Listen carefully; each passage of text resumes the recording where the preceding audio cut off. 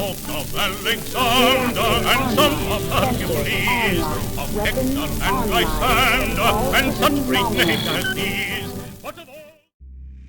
Hello and welcome to this Battletech overview. Today we are going to be looking at the Mongoose, which is one of those mechs that hasn't changed all that much over time, and I don't see it changing all that much either, even based on the newer models that have been coming out. To talk about the Mongoose, we have to start going back in time once again to the Star League, which was the era where the Mongoose started and where all Battletech warfare started, really. The scout role was one of the first one that was actually explored by the various powers after the support mech department was filled out. Really, the idea was to have the Mackie and the Banshee, for some reason, lead the assault, while a few support mechs, with usually a lot of missiles, were going to back them up. You had things like the Thunderbolt coming out as well, which were meant to hold their own if necessary. So different things were being built up, but the role of scout started being cemented because, well, all those missile boats needed to have a spotter to tell them where to shoot, and you always need someone to go around and find targets and find where you need to go. So the first real scout was the Wasp, a 20-ton mech that also premiered the jump jets. It was a good idea at the time.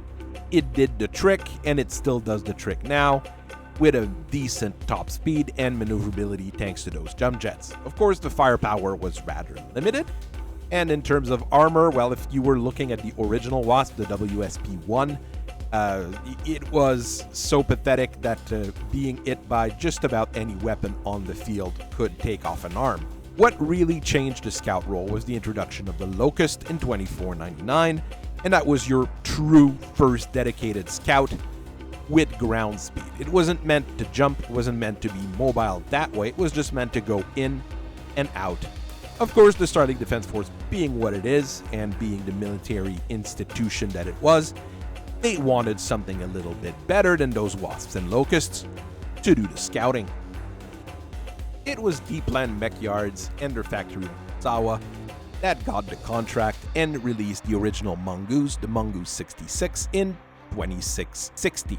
As a direct competitor and hopefully replacement, if all went well, to Bergen's Industries Locust. To be honest, with how many Locusts were being already produced at the time and how many licenses were put out to produce the Locust, I don't think the Mongoose would have replaced it in most militaries, but in any elite units, the Mongoose was going to be superior. It was meant literally to outmatch the Locust in every single category, and hopefully for Deepland make just about a decent profit off of it. The fact that you've got more advanced technology available to build the Mongoose probably helped them reach that goal of making it profit, but the price tag associated with the Mongoose is not that bad. It's about an extra 600 to 700,000 C-bills, hegemony dollars, or whatever currency you're using as a reserve at the time to build a Mongoose compared to a Locust. For you mercs out there, I understand that this is a big difference, but for any actual military, couple hundred thousands more for a mech as good as the Mongoose was not a question at all. The Mongoose is a little bigger than your Locust, so it's 25 tons instead of 20, so it's more comparable to your Commando. It uses a Nissan 200 power plant to go about 130 kilometers per hour in a straight line, when there's no bumps, when there's no trees to evade, but it's still a very good top speed, the same as your Locust. The skeleton's made of endo steel to save a little bit of space, and the body is made of ferrofibrous alloy to give it as good protection as you can get on a 25-ton mech. As a scout, the Mongoose is equipped with the best electronics available at the time, and the best comm equipment at the time as well. All of which is linked to a Beagle active probe, which came out actually 6 years before the eponymous Beagle Overtank, which was meant to be the first device to use the Beagle, was released. For weapons, you're actually pretty well equipped with 3 Sorenstein medium lasers, one in each arm, one in the center torso, and a Starflash small laser in the head. The only place where the Locust wins compared to the Mongoose is the fact that the Mongoose doesn't have any anti-infantry measures. Is that a catastrophic situation? Well, if you're going to use your Mongoose in a militia or a planet protection kind of role, probably. If you're going to use it as a military piece of hardware and as a dedicated scout, it's not as big of a problem. To say that the Mongoose was an immediate hit would actually downplay just how good people embraced the Mongoose. Everybody, their brothers, and everybody's brothers wanted to get Mongoose. It was selling like crazy because it had things that normal scouts didn't have, which was a command interface in the cockpit, which allowed it to actually command those scouting and raiding parties, even with larger mechs. The war machine of the Inner Sphere at the time was still ever hungry. There weren't that many, major shooting wars, but everybody wanted to make sure that they had the best and the brightest on their side, and as many potential weapons as possible. Even the pilots loved the machine because it was actually easy to use, and the body and head-mounted weapons were actually more accurate than most weapons on other mechs because of how stabilized they were due to how the mech is built in a way. This really explains why the Mongoose were still common in all sorts of various downgraded form throughout most of the Succession War, even with the destruction of the Ozawa plant in 2837. There really weren't that many variants of the Mongoose during the Star League era because people really liked it as it was. You're bound to find some of those older ones with traces of double heatsink kits that were probably ripped off when you couldn't fix the Mongoose anymore and fixed it up. But still, the Royal Regiments of the SLDF did get their own version, the MON-66B, which came out in set 2740, right in time for the big kerfuffle with the Amaris Empire. It had double heatsinks and an XL engine. In a light mech, probably not as risky as in an heavy mech, because, you're going to get your torsos and everything blown up pretty darn quickly in a light if you start getting hit anyways. But what it does with the extra space, it replaces the medium laser in the center torso with an ER large laser, giving it some sniping ability, which is pretty smart on that kind of mech, giving it a very nice all-rounder kind of firepower. As discussed earlier, during the Succession War, there were still a lot of Mongoose running around. The advanced tech that was required to maintain them and keep them in perfect running order, that kind of went out the window fairly quickly because nuclear response was how you made sure that your opponents didn't have a whole lot of weapons left during the First Succession War. Still, there were a few different variants and versions of the Mongoose that came out during the Succession War. 2819, you had one modification, the MON-69, which used an SRM-2 launcher instead of the Beagle probe. To fit that in, they took out some of the armor. Not a terrible idea, does give it a little bit more punch, but I'm not a huge fan of it. The other variant that came out in 2819 was the MON-70, and that one actually places in some flamers instead of the Beagle probe and the ED small laser. So it turns the Mongoose into some kind of incendiary mech. Once again, not a terrible setup, and one that can be used in a variety of ways during the Succession War. The one that did become more or less the base model at the time, though, was the MON-67, which came out in 2830. What it did was basically just use off-the-shelf parts for just about everything, and take out that Beagle active probe, and increase the armor to fit the difference, basically. Once again, not a terrible mech, but it does suffer from not being the MON-66, which was the peak of the design at the time.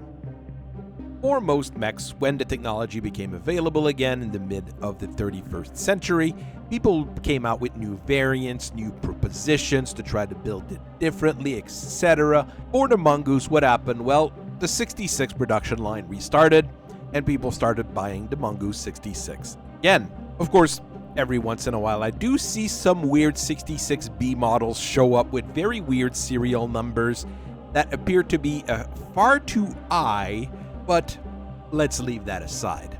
Really, the only first new model of Mongoose came out in 3077 with the Mongoose 76. 76 being the year in which it was developed. It used new technology to some extent. It had an XL engine, like the 66B, and added a mask to it to accelerate the full myomers in the legs to make the whole thing faster for small bursts of speed, which gave it a top speed of about 160 kilometers per hour, which is pretty darn fast. It also is linked to double heat sinks, like our 66B model, and it's made to be a little bit more of an active combatant rather than a scout. You take out the Beagle and you put a Guardian ECM to break up mainly C3 links and advanced targeting computers, and all the lasers are swapped with medium pulse lasers. I have seen versions with X-pulse lasers. I haven't seen versions with clan medium pulse lasers. Really depends on the merc that's running the outfit at that point, and who brings it into the store, and what the amount of money they want me to put into their Mongoose. In 3078, we had another new Mongoose come out, the MON86, which goes with a bigger XL engine to give it a top speed of 150 kilometers per hour steadily. Mostly keeps our regular Mongoose area of weapon with medium lasers in the arm and a small laser. You still have the Beagle active probe, but what you also get is a light PPC in the center torso and an ER small laser in the right torso. Not a common variant. It's not a thing that I've seen actually in very large quantities. Might have seen one or two walk in, but that's about it. You do get more range with that light PPC, and it's a bit lighter than a ER large laser. I'm not sure exactly how efficient this one would be.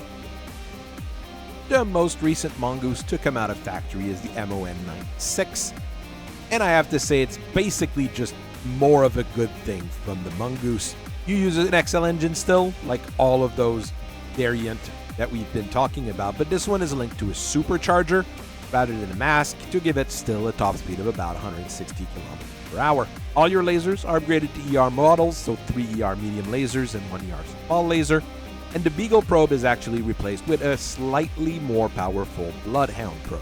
To make room for all of this, the armor was replaced with heavy ferrofibrous, which is a bit weird because I would probably be able to get regular clan ferrofibrous, which would be more efficient, but hey, whoever runs the factory is the one making the profit.